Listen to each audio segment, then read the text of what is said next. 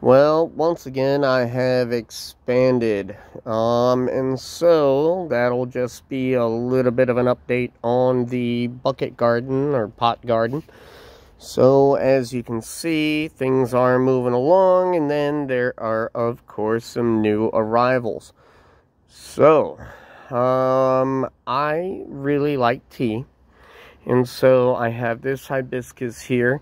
Getting it into that pot actually knocked off a few of the flowers, but they are fully mature and there'll be tea later on this evening for me. And then of course you can see the red sorrel, or Jamaican sorrel, if you will.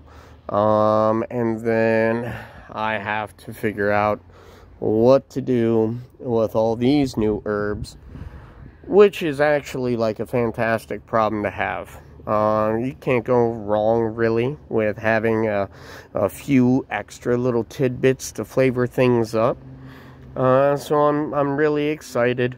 Also, if you want to take a little gander right on here, we're getting some little nibs forming right there on the Brussels sprouts.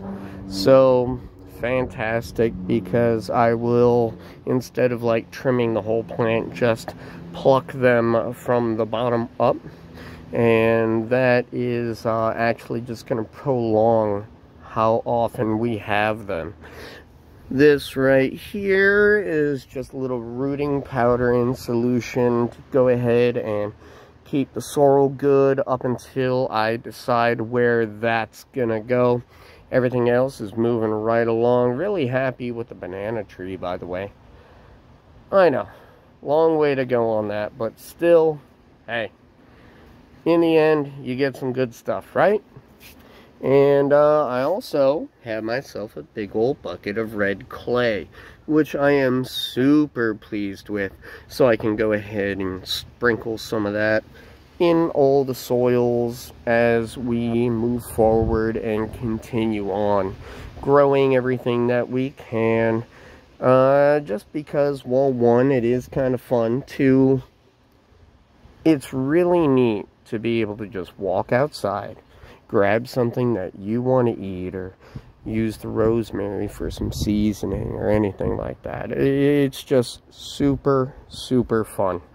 And the beets, well, you know what? The ones that I don't thin out, I'm going to use the beet greens along with my carrot greens that are still doing plenty well. That first red carrot was fantastic, by the way.